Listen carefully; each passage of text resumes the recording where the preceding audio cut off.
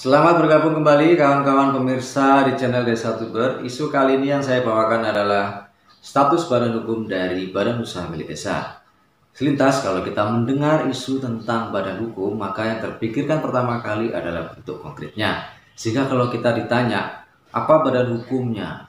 Lalu jawabannya langsung menunjuk satu benda, yayasan, koperasi, perkumpulan, pemerintah, dan persatuan terbatas. CV, UD, PT, dan apapun nama-nama dari badan hukum itu sendiri. Sehingga terkesan kalau kita membuat badan hukum itu sudah lepas sama sekali dari alasan-alasan rasional di balik itu. Kurang bermanfaat sebenarnya bagi orang yang tidak mengerti kesejarahan, aspek teoritis, dan aspek praksis yang lebih komunikatif sehingga orang bisa rasional memilih tentang badan hukum itu sendiri. Ketika saya berupaya menjawab pertanyaan maupun isu yang berkaitan dengan status badan hukum Badan Usaha Milik Desa, yang pertama kali terpikirkan oleh saya adalah sejauh mana keterbatasan dari pengetahuan ilmu hukum doktrinal atau jurisprudence itu sendiri. Kalau kita hanya menyebutkan satu bentuk badan hukum itu statusnya seperti apa hanya berdasarkan peraturan atau kaidah-kaidah hukum dalam suatu pasal yang termaktub dalam suatu undang-undang, itu sebenarnya hanya praktek hukum yang dilandasi oleh ilmu hukum doktrinal atau jurisprudence.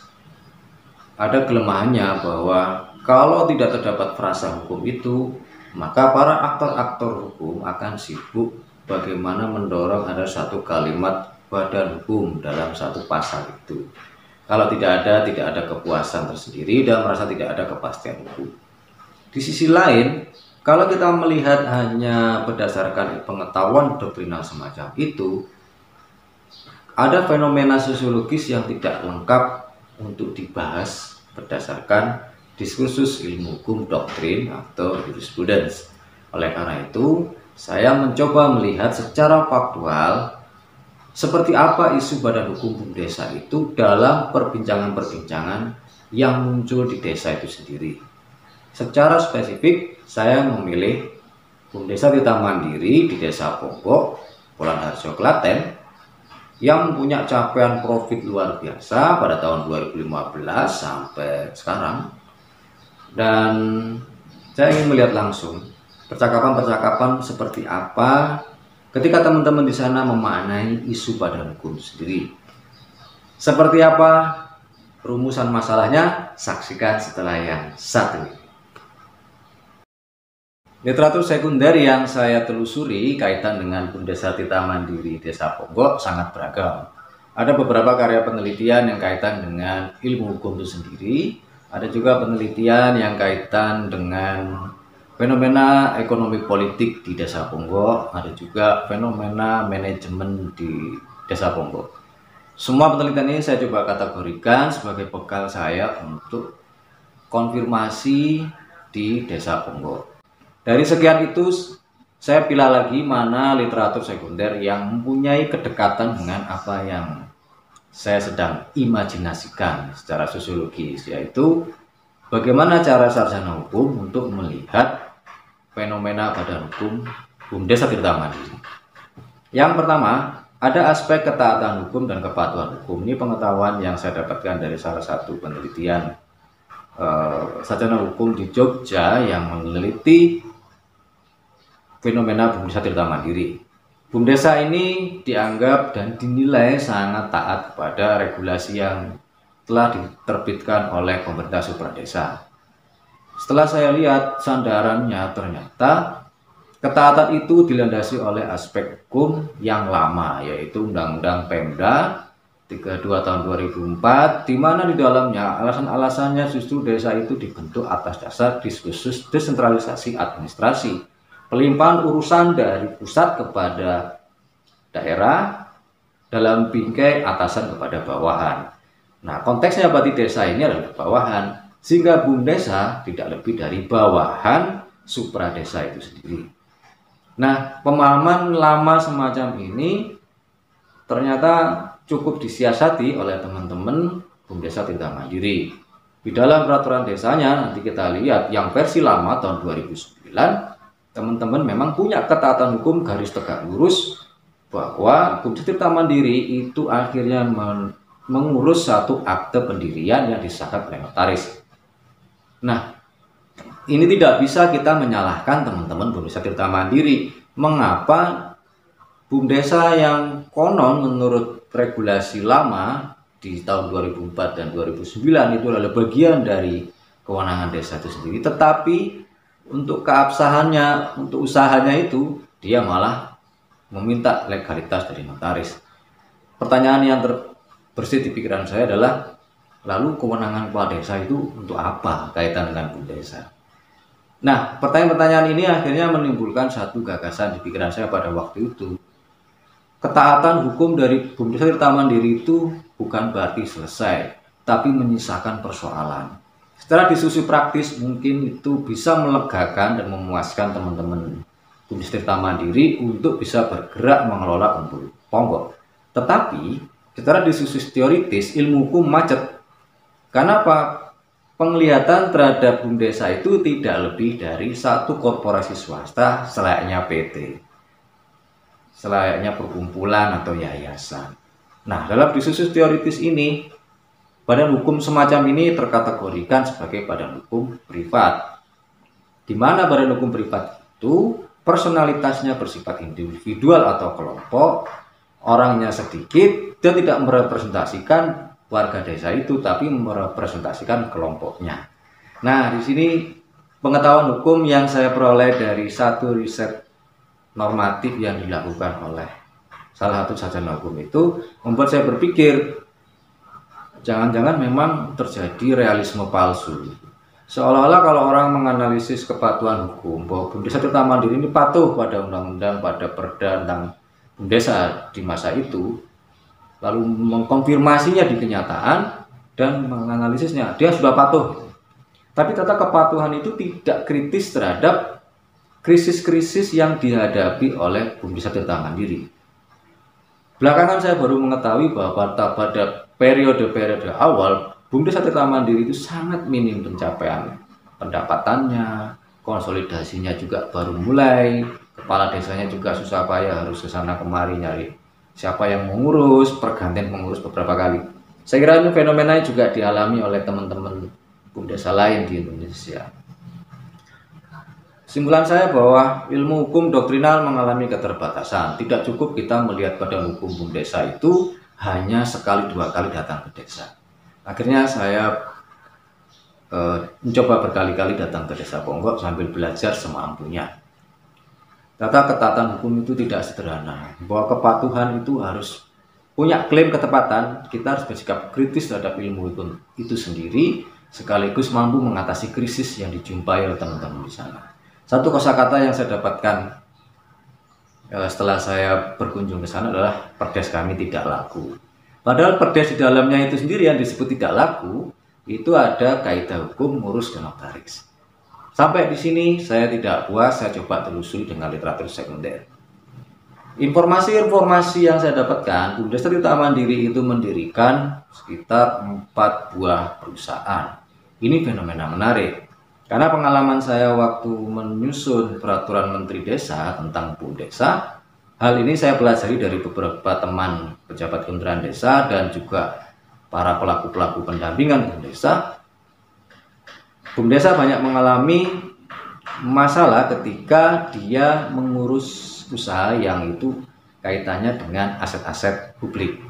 Misalnya Umbul Ponggok. Umbul Ponggok itu kan waktu saya ke sana awal itu belum jelas itu miliknya siapa, tetapi BUMDESA Tirta Mandiri membayar pajak.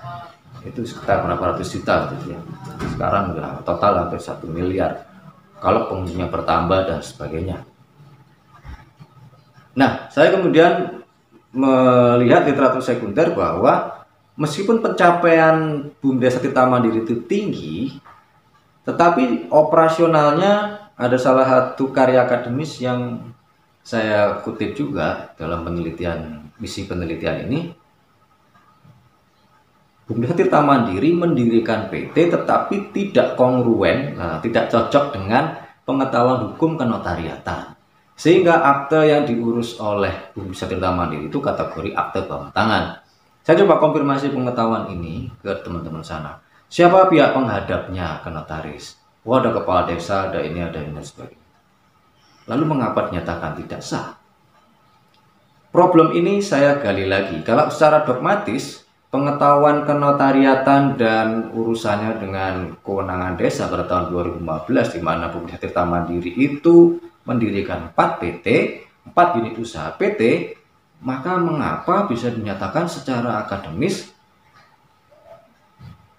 akta yang disahkan notaris ini akta bawah tangan? Ini kan kalau saya sampaikan ke teman-teman di sana, mereka juga satu mungkin bahasa hukum itu berjarak ya dengan bahasa sehari-hari sehingga tidak masalah. Tapi bagi yang tahu, lalu benar legalitasnya apa kami ini? PT sudah didirikan, BUMDesa sudah ada perdesnya. Ini kalau kita lihat tidak bisa sempurna kalau hanya dibahas dalam konteks diskursus teoritis hukum. Kenapa? Karena belum pernah ada rekonstruksi badan hukum BUMDesa, satu sisi yang dilegitimasi oleh peraturan desa, musyawarah desa, dan seterusnya seperti diamalkan oleh Undang-Undang Desa, tetapi di sisi lain Pemerintah Tirta Mandiri sendiri masih menggunakan pendasaran hukumnya itu menggunakan perdes yang di dalamnya masih menggunakan diskursus desentralisasi administrasi, di mana BUMDesa, desa itu hanya bagian bawah atau bawahan dari supradesa. Ini problem, sehingga perilaku-perilaku sosial yang dilakukan oleh teman-teman Pemerintah Tirta Mandiri itu menjadi terkesan tidak legitim, bahkan ilegal. Ini kan membuat saya ketika di sana jadi bertanya-tanya, bagaimana siasat kok bisa lolos dan bagaimana kita memahami itu? Tidak terjawab sebenarnya. Tetapi saya coba bergeser dengan literatur sekunder tadi ke pertanyaan bagaimana jika. Bagaimana jika saya membangun satu teori hukum yang tidak lazim? Itu teori sosiologis badan hukum. Karena sudah 2 karya ilmiah dengan berbagai implikasinya tidak mampu menjawab. Pertanyaan teman-teman di sana juga tidak terjawab dengan kajian-kajian akademis yang sangat sempit seperti itu. Hanya modal pasal-pasal, kaidah hukum, dan teori hukum yang sifatnya ya sekunder, tidak mengutip ke sumber aslinya. Maksud saya sumber asli tentang teori badan hukum itu sendiri. Ketidakpuasan itu saya berlanjut ke karya akademis yang ketiga. Tipe ketiga itu begini, BUMDesa itu memberikan CSR. Awalnya saya menerima konteks bahasa sehari-hari ini berarti BUMDesanya memberikan CSR. Ketika saya cek di Undang-Undang Desa, CSR itu tidak ada urusannya dengan BUMDesa. CSR itu adalah masuk dalam kategori kerjasama desa dengan pihak ketiga, di mana dia menjadi bagian pendapatan desa. Tapi BUMDesa kaitannya dengan pemerintah desa hanya memberikan hasil usaha setelah pendapatan dikurangi beban atau dikurangi biaya tergantung standar akuntansi keuangan yang dipakai. Dari hasil usaha itu barulah dibagi secara adil ya. Tapi proporsinya bisa disepakati dalam musyawarah. Berapa persen ke PA desa, berapa persen untuk dikembalikan lagi ke BUMDesa sebagai modal. Ini tidak terjawab. Sehingga kajian-kajian akademis yang membahas tentang CSR menyatakan BUMDesa tidak sah memberikan CSR kepada warga. Saya konfirmasi hasil-hasil penelitian sekunder semacam ini ke teman-teman pengelola BUMDesa di sana. Mereka juga bertanya-tanya, lalu kalau nggak boleh sedangkan warga minta bagaimana? Saya tanya lagi, warga desa itu mintanya kepada BUMDesa atau kepada unit usaha PT-nya? Nah, disinilah barulah terbuka lebar bahwa PT itu sebenarnya hanya siasat saja ketika ada kerjasama dengan pihak ketiga, misalnya Bank BNI atau industri pariwisata lain yang masuk ingin kerjasama dengan BUMDesa. Maka BUMDesa menyiasati, ini nggak bisa perdes yang lama ini, maka coba digunakan strategi atau siasat ngurus akte pendirian PT supaya cepat berlangsung. Pak Lurah saya ajak diskusi, ya perangkat desa juga ada beberapa saya ajak diskusi juga, termasuk juga pelaksana operasional di sana, 1-2 pengawas, PPD dan sebagainya. Hampir sama perspektifnya bahwa BUMDesa dan unit usaha PT itu tidak terbedakan, sehingga kalau kita lihat kembali pada konteks karya akademis tadi, ya wajar saja secara dogmatik dinilai CSR itu bukan urusnya BUMDesa, tetapi unit usaha PT-nya atau unit usaha berbadan hukum PT yang didirikan oleh BUMDESA. Sampai di sini kawan-kawan sekalian, saya mulai menggali lagi bagaimana cara BUMDESA mendirikan unit usaha PT.